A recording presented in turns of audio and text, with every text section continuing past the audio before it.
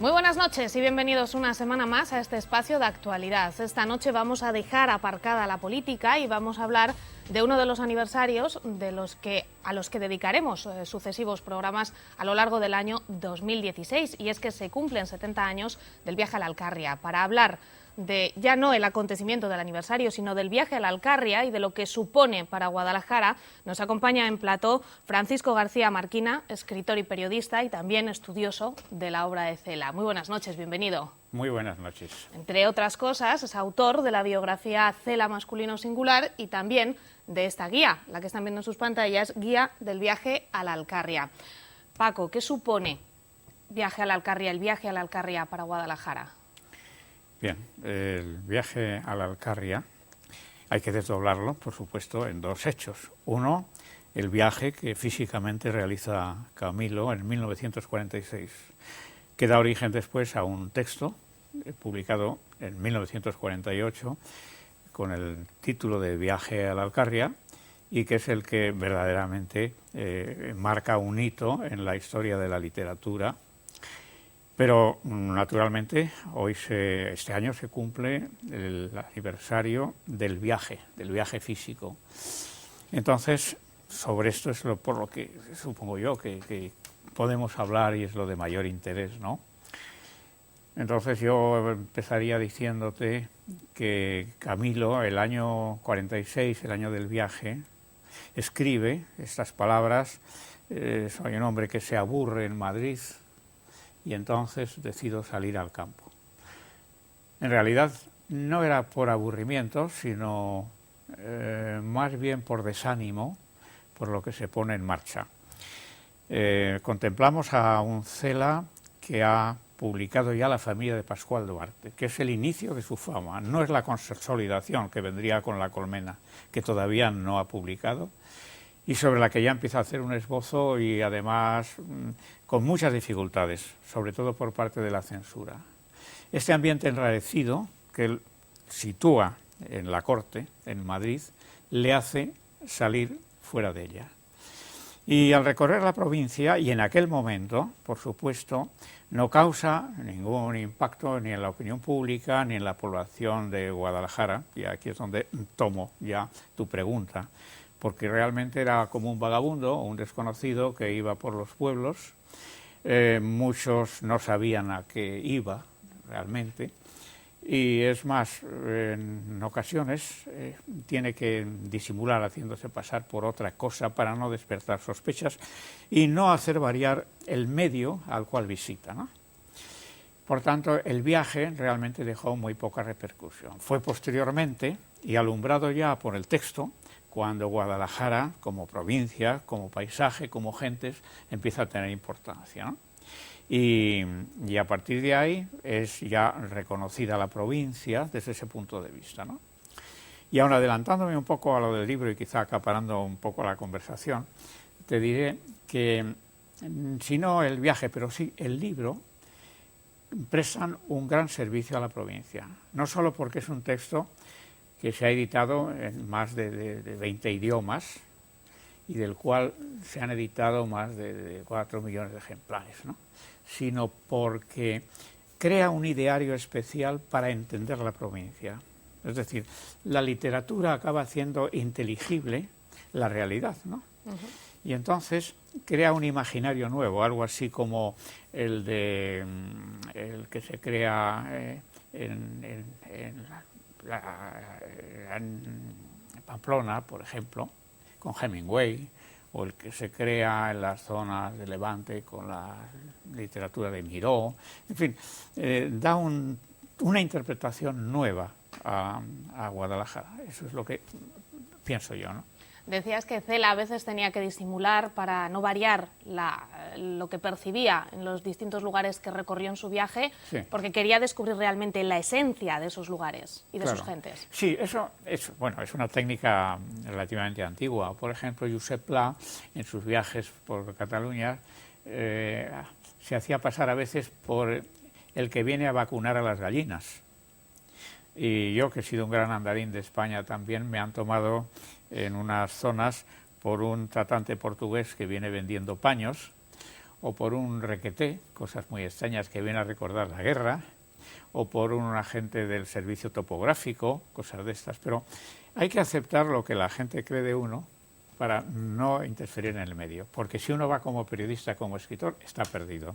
A mí siempre me decían, usted va a reírse de nosotros luego en los papeles. No es verdad, claro, no es así, pero sí voy a estudiar cómo es la gente y cómo es el paisaje, pero muy respetuosamente, eso es así, ¿no? Con ese ambiente enrarecido del que partía Cela, ¿en el viaje a la Alcarria también le sirve a él mismo para descubrirse a sí mismo, al margen de los distintos lugares que recorre? Camilo era un gran farsante, es decir, es un hombre que interpretaba literariamente todo lo que veía y todo lo que hacía. Es más, yo en mi bibliografía de Cela, que no es la que has citado, que se existe, sino otra más reciente, editada en Estados Unidos sobre la vida y la obra de Camilo, pues hago referencia también a cómo él es estudiado como persona, es estudiado como escritor y es estudiado también en ese libro como personaje, como actor. Y realmente era muy camaleónico, ¿no? Eso es la verdad. Vivía literariamente su propia vida. Es más, cuando alguno achaca a Cela que hace una extraña fabulación, engañando al personal con unas atribuciones que son inventadas, es que él era un inventor, por tanto tampoco traicionaba su manera de ser. Cuando tenía esa majestad bárbara con la que impresionaba a la gente y contaba historias, fábulas, casi siempre desaforadas, ¿no? Que no voy a repetir ahora, ¿no? ¿Qué se destaca qué destaca Paco García Marquina de todo el viaje a la Alcarria, de las distintas etapas que se hacen? Porque se descubren distintas Guadalajaras. Pasa lo siguiente. Camilo dice que se aburría, en realidad estaba desanimado. Viaja primero porque tiene un deseo de conocer mundo. Y él había oído hablar, decía el arzobispo Fonseca, que Guadalajara estaba a 14 leguas de la corte, físicas, pero a 140 en cultura, en modo de ser, etcétera, ¿no? Entonces era un país relativamente exótico. Y Camilo busca el exotismo cercano, cosa que es muy curiosa. Es más, el título del libro lo delata, porque dice viaje a la Alcarria, viaje. La Alcarria está muy próxima, podría decir un paseo, ¿no? Es decir, es un título tan irónico como haber dicho paseo por el Tíbet, viaje a la Alcarria. Tiene el mismo sentido irónico, ¿no? Aparte de eso, Camilo era reincidente de una tisis, es decir, él era tuberculoso. Y entonces tenía también una apetencia y le vino muy bien salir esos días de la ciudad y pasearse por el campo. Ahora él va, como casi todos los viajeros, movido por una parte por lo que Ortega llamaba topofobia, es decir, estaba descontento del lugar en que vivía, y por otra parte por la curiosidad, que al fin y al cabo es un idealismo, es pensar que aquello que va a ver, aquello nuevo, va a ser magnífico, va a ser como un paraíso, que es lo mismo que alentaba a Cabeza de Vaca y a los conquistadores españoles cuando pensaban en Cíbola, en Quíbira, en las ciudades de oro, ¿no? Entonces va a ver cosas nuevas. ¿Por qué va a la Alcarria y no a otro sitio? Porque también pensó ir a las Urdes, pero en ese momento prefirió la Alcarria. Pues sencillamente por esas razones banales, como es que Benjamín Arbeteta era un periodista, amigo suyo, que era de Cifuentes. Alfonso Domínguez tenía a su padre de médico en Budia, y José María Alonso Gamo, que era también compañero de letras en el Café Gijón y amigo suyo, pues era de Torija. Y creo que fue José María Alonso Gamo el que le dijo, oye, ¿por qué no vas a ver mi pueblo, que es muy bonito y tal? Total, que Cela cogió el tren, cogió la mochila y se puso en viaje. ¿Han cambiado mucho los pueblos desde entonces? Enormemente. Si se editara ahora, si ahora, evidentemente Cela no, pero alguien hiciera de nuevo el viaje a la Alcarria, ¿se encontraría una imagen muy diferente? Sí, muy diferente. Las tres cosas en las que Camilo cifraba la tradición, que era el pan, el chorizo, decía, ya no hay pan, ahora hay Bimbo, ya no hay chorizo, ahora hay revilla, y ya no hay queso, hay el caserío, ¿no? Cambia todo. No es mejor ni peor. En unos aspectos sí. Por ejemplo, la cultura rural es muy valiosa y ha ido desapareciendo, porque no puede competir en términos de comodidad, en términos de bienestar, ¿no?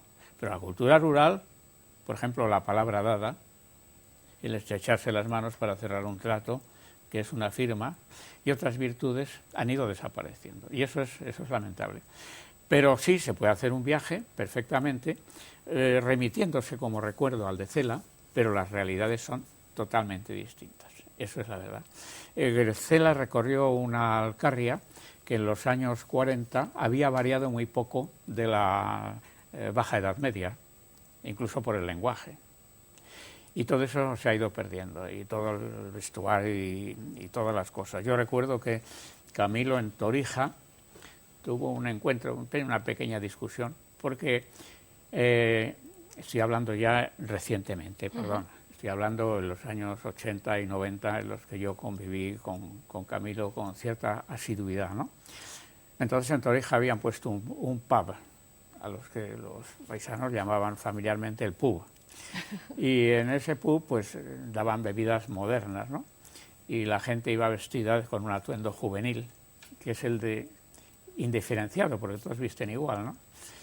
Y entonces estaban allí una mesa con 3 paisanos mayores con su boina y su chato de vino, y había un señorito que decía, estos están dando mal ambiente. Decía Camilo, estos son el verdadero ambiente del pueblo, los están dando mal ambiente son estos gilipollas que están aquí creyéndose que porque viven en Madrid, que tampoco son de Madrid, porque viven en Leganés, vienen aquí a dar lecciones a la gente de Torija, que son los verdaderamente auténticos. En fin. ¿Hay que ahora apostar por recuperar algunas de esas tradiciones que se han podido perder desde entonces en los pueblos? Sí, naturalmente. Vuelvo a decirte que hay cosas muy valiosas en la cultura rural. No solo morales, sino incluso intelectuales, y esto es pasmoso. Por ejemplo, en el lenguaje. El lenguaje rural, aunque parezca un lenguaje atrasado, tiene muchísimo fundamento en hechos lingüísticos y es creativo. Por ejemplo, y saliendo momentáneamente de la Alcarria, a García Lorca le admiraba el lenguaje rural, la creatividad, ante cosas muy sencillas que hoy están en desuso. Un alero es ese borde del tejado como un ala, que tiende a hacer que el edificio en ese extremo inicie una aventura, inicie un vuelo. A una corriente de agua poderosa y lenta, los campesinos le llamaban un buey de agua. Y entre nosotros también. Yo recuerdo un paisano que me decía, yo estoy últimamente en peoría. O sea, que de su enfermedad, en lugar de haber mejorado, había empeorado, y usaba un neologismo que era verdaderamente sorprendente. Incluso, en fin, no quiero entretenerme con estos excursos, pero hay palabras como monstruo, para definir en la Alcarria algo que es desaforado, enorme y un poco brutal, es mucho más acertado etimológicamente que monstruo, que es lo que nosotros usamos. Pero, en fin, no quiero derivar y entretenernos con estas cosas. Este año que vamos a hablar del viaje a la Alcarria y de Cela, sí, aprovechando el 70 aniversario, ¿crees que va a ser suficiente? Es decir, ¿de alguna manera hemos dejado en el olvido o hemos aparcado el viaje a la Alcarria y a Cela hasta ahora?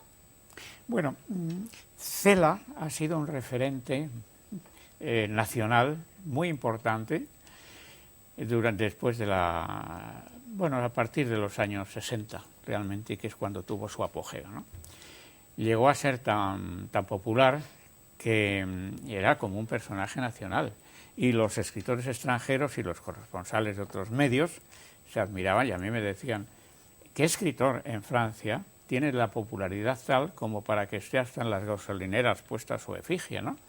Era un hombre muy, muy popular, y además representaba la España más profunda, más antigua, que hoy día ya está en desuso, Por eso me parece a mí que Cela todavía tiene mucho que decir en el terreno histórico, antropológico y literario. Lo que pasa es que, claro, todo evoluciona y entonces Cela ha tenido un periodo de descenso en la popularidad y una vez que murió, incluso de ostracismo, por muchas razones explicables. Cuando un gran escritor muere, necesita siempre un periodo de recuperación, durante el cual hay un silencio hasta que él vuelve a ser reconocido, ¿no? Y claro, en Camilo siempre hay una obra y un personaje. Y esto es muy curioso porque pocos escritores tienen tal vigencia en ambos extremos, ¿no?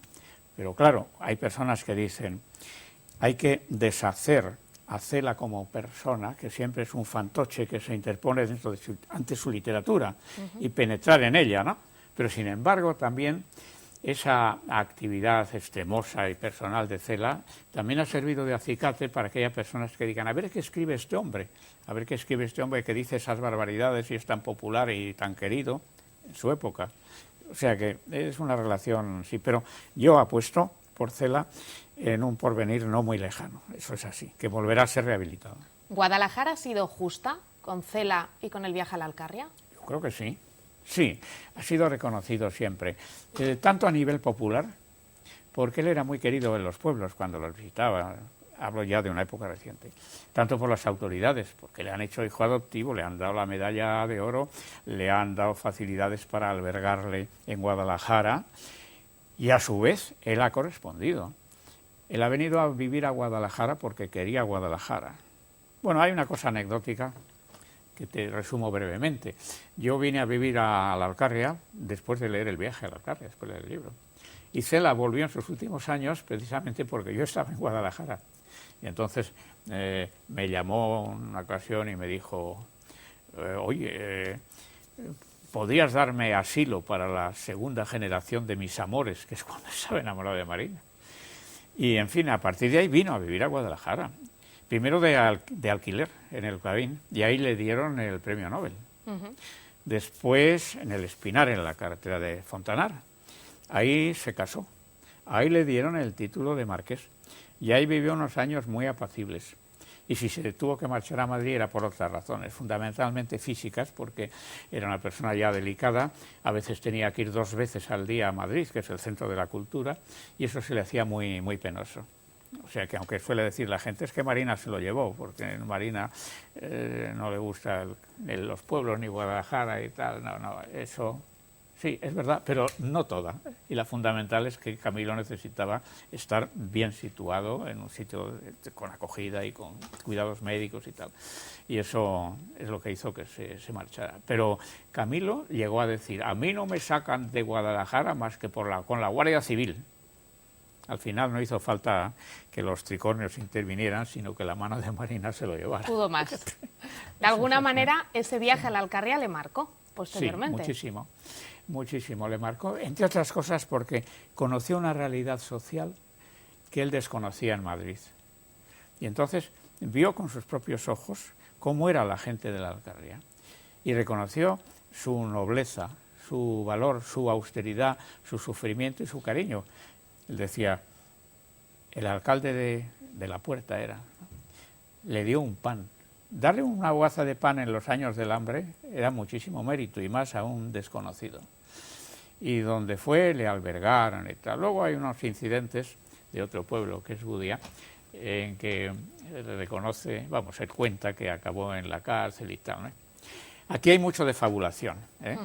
Yo sé exactamente la verdad, pero no la voy a contar. No lo vas a contar. No. Ya me parecía a mí muy bonito. ¿Hemos sabido en Guadalajara sacar partido, permíteme la expresión, sí, al viaje a la Alcarria? Pues no demasiado, realmente no demasiado.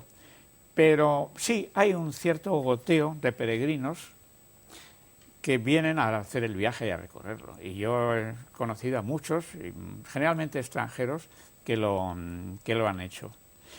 En cierto modo se le ha recordado, por ejemplo, poniendo esas placas de cerámica en todos los sitios donde él pasó, que también te digo tienen algunos errores, pero es igual, ¿no? Y Y luego, pues es también el castillo de Torija, uno de los sitios donde se le ha recordado y sacado también partido, poniendo un museo dedicado a un libro, cosa que es infrecuente, ¿no? Y no solo al libro, sino al viaje también. Y entonces hay una colección etnográfica muy valiosa que se conserva allí. O sea que Guadalajara no se ha desentendido de Camilo y ha sacado provecho, pero naturalmente sobre lo que tú dices se puede ampliar muchísimo esto, ¿no? Y darle un mayor lucimiento y sacarle más partido, ¿no? En fin, esto... Porque guardando las distancias con el Camino de Santiago, nuestro viaje a la Alcarria también podría ser una cita turística importante para el desarrollo de nuestros pueblos. Claro, pero no, es incomparable, por supuesto. Y primero por la antigüedad, que no tiene nada que ver, por supuesto. Imagínate, es un hecho medieval que se ha consolidado, mientras que el viaje a la Alcarria no tanto. Pero bueno, efemérides como esta, yo creo que van a potenciarlo. Yo he hablado con José Manuel Latre y veo que está muy interesado en promover muchos actos y que se consoliden, atendiendo a lo que tú también decías, en el futuro, para que Guadalajara sea conocida a través del viaje y a través del libro, a través de la literatura, ¿no? Eso es así. Luego, también hay mucha gente que se interesa por lo anecdótico del viaje, por los personajes que allí aparecen. Suelen preguntarme sobre la realidad o la ficción de los que allí aparecen, sobre si el hecho físico del viaje fue tal como lo describe, si fue realmente a pie, si lo hizo en solitario, todas estas cosas. En realidad son irrelevantes, porque la literatura nunca es un doble de la realidad. Si la realidad y la literatura fueran lo mismo, una estaría de sobra. No, siempre no es lo verdadero, es lo verosímil, que acaba siendo más real. Entonces hay una gran fabulación en todo eso. Pero la verdad es que es un viaje con una gran base real, ¿eh? Muchos de los personajes fueron auténticos, no todos. Por citarte a dos, el Rata de Cifuentes era un personaje real que tenía su guarnicionería y que le acogió. Y yo he conocido a su viuda y he visto el utillaje de que disponía para hacer su trabajo y tal. Sin embargo, el gato de Sacedón era una invención, pero no tiene ninguna importancia. Los guardias civiles de Cruce de Chillarón eran ficticios, pero no hay nada más real que esa pareja. La descripción que hace es arquetípica de un guardia civil. Entonces, que figuraran en el escalafón, en el estadillo del cuerpo o no, es absolutamente irrelevante. Es más, añado otra cosa. Todos los personajes, incluso los reales, si sobreviven es por la fabulación. O sea que al final todos llegan a formar parte de un gran imaginario, ¿no? La última persona viva que yo conozco de todos los protagonistas de Viaje a la Alcarria es aquella niña que en Taracena le va a la escuela inmediatamente después sin echarse la siesta y sin ninguna pereza. Se llama Pepita Sánchez. Vive realmente. Y cuando muere Cela, en el momento de su entierro, una de las coronas de flores que allá aparece es la de Pepita Sánchez, de Taracena. Es decir, ese personaje mítico literario se convierte en real y aporta su dolor y su homenaje a su autor, allí en Iria Flavia. Pues es parte de la grandeza del Viaje a la Alcarria, del libro del Viaje a la Alcarria y de Cela y de la impronta que dejó sin duda en Guadalajara. Nos quedamos sin tiempo, Francisco García Marquina. Creo que me he excedido. No, siempre es un placer hablar contigo y recuperar y recordar el Viaje a la Alcarria, sus gentes, lo que descubrió Cela y también lo que supuso para él hacer ese viaje y descubrir de alguna manera también Guadalajara. Un placer, como siempre. Muchas gracias a ti. Un placer hablar contigo. Gracias a todos ustedes una semana más.